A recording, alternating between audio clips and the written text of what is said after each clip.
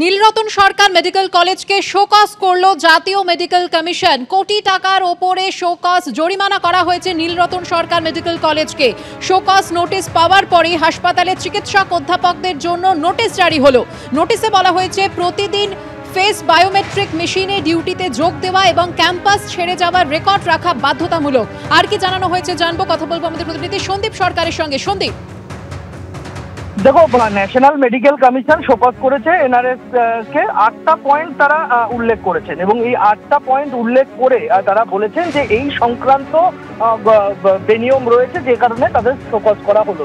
কি কি পয়েন্ট উল্লেখ করেছে তারা বলেছে যে এনআরএস এ 20টা মোট বিভাগ রয়েছে এবং 20টা বিভাগের মধ্যে 18টা বিভাগে চিকিৎসকদের হাজিরা সংক্রান্ত যে রেকর্ড সেটা অসম্পূর্ণ রয়েছে।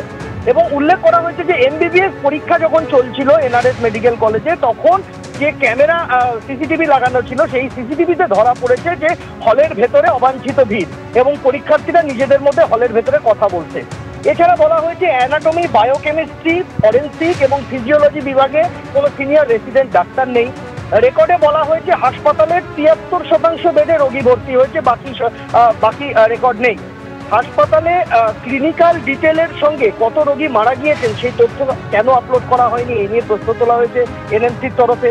হাসপাতালে কতজন মানুষ চিকিৎসা পেয়েছেন এনআরএসে সেই তথ্য অসম্পূর্ণ রয়েছে বলে দাবি করা হয়েছে এনএমসির তরফে।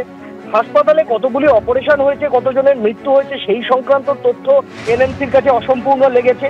তো এই প্রত্যেকটা এরকম 1-2 করে 8টা পয়েন্ট তারা উল্লেখ করেছেন এনএমসি এবং তারা বলেছেন যে একদম জাতীয় মেডিকেল কমিশনের ধারা উল্লেখ করে এনএমসি বলেছে যে এক একটি শর্ত পূরণ করতে না পারলে শর্ত পিছু 1 কোটি টাকা করে জরিমানা করা হতে পারে এনআরএসকে। এবং এনআরএস এর কাছে 7 দিনের মধ্যে ব্যাখ্যা তলব করা হয়েছিল।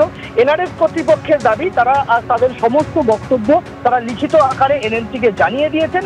এখন বাকিটা এনএমসির সিদ্ধান্ত। ধন্যবাদ সন্দীপ।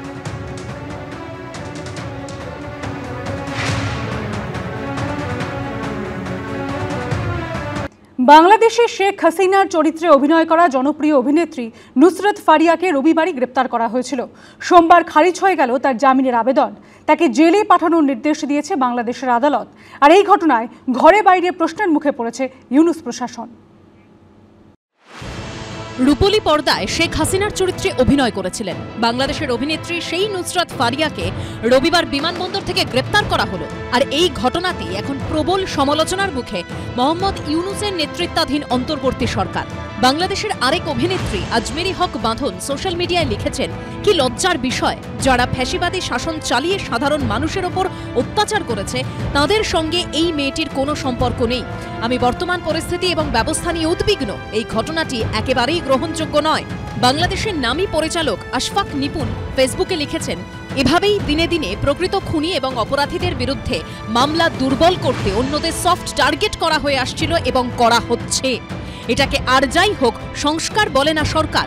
হত্যার চেষ্টার যে মামলা করা হলো এবং যে হত্যার সময় তিনি দেশেই ছিলেন না সেই অভিনেতা নুসরাত ফারিয়াকে গ্রেপ্তার এবং কারাগারে প্রেরণ দুর্ভাগ্যজনকভাবে সেই ইঙ্গিতই দেয়। বাংলাদেশ পুলিশ সূত্রে দাবি, 2024 সালের বৈষম্য বিরোধী আন্দোলন চলাকালীন ঢাকার ভাটারা থানায় একটি খুনের চেষ্টার মামলা হয়।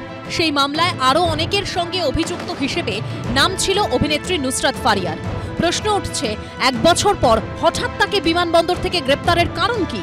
এটা কি ইউনূস সরকারের প্রতিহিংসা পরায়ণতা? হাসিনার মতো যাকে ইচ্ছা যখন ইচ্ছা জেলে পড়ে দেবো, যাকে ইচ্ছা যখন ইচ্ছা মারবো ধারবো। তবে মোহাম্মদ ইউনূসের কী তফাৎ রইল? যে যা ইচ্ছা কেস করলো তাতে সে অজুহাত নিয়ে এগুলো গটাপ কেসও তো হতে পারে। মানে এটা নিয়ে সত্যি ক্ষোভ হচ্ছে, রাগ হচ্ছে যে মোহাম্মদ ইউনূসের উপর অনেকখানি আশা ছিল। বাংলাদেশের সব গণতান্ত্রিক প্রেমিক মানুষ বা সব সাম্প্রদায়িক বিরোধী মানুষ সব একসাথে তো বঙ্গোপসাগরে ঝাঁপ দেয়নি, এরা জবাব দেবে। এই ঘটনায় তীব্র প্রতিক্রিয়া তৈরি হয়েছে বাংলাদেশের শিল্প সংস্কৃতি মহলে।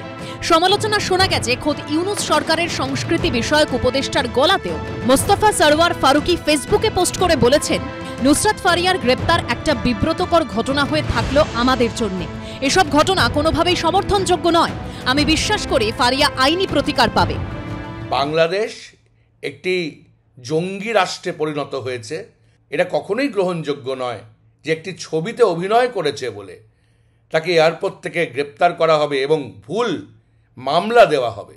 এটা সহজেই বোঝা যাচ্ছে যে যারাই তার বিরুদ্ধে, যারাই এই অবৈধ ইউনূস সরকারের বিরুদ্ধে যাবে তাদেরই গ্রেপ্তার করা হবে, তাদেরই বিভিন্নভাবে হেনস্থা করা হবে, তাদের নামে মিথ্যে মামলা দেওয়া হবে। ইউনূস প্রশাসনের এই প্রতিহিংসা পরায়ণতা এই প্রথম নয়। আওয়ামী লীগের কার্যকালে বাংলাদেশের রাষ্ট্রপতি থাকা মোহাম্মদ আব্দুল হামিদ চলতি মাসে দেশ ছেড়ে থাইল্যান্ডে যান। জানিয়ে ব্যাপক প্রতিক্রিয়া সৃষ্টি হয় বাংলাদেশে। পুলিশ সুপার সহ একাধিক পুলিশ কর্তাকে সাসপেন্ড করে ইউনূস প্রশাসন। রবিবার দেশের মাটি ছাড়ার আগে গ্রেপ্তার করা হয় নুসরাত ফারিয়াকে। এই প্রেক্ষাপটে ইউনূস সরকারের সংস্কৃতি বিষয়ক উপদেষ্টা মোস্তফা সরওয়ার ফারুকি ফেসবুকে লিখেছেন, আওয়ামী লীগের প্রাক্তন রাষ্ট্রপতি আব্দুল হামিদের বিদেশ যাওয়া নিয়ে ক্ষোভের পর স্নায়ুর দুর্বলতা থেকেই এইসব ঘটে থাকতে পারে। 22 মে ফের নুসরাত ফারিয়ার জামিনের আবেদনের শুনানি হবে। কৃষ্ণেন্দু অধিকারীর রিপোর্ট, এবিপি আনন্দ।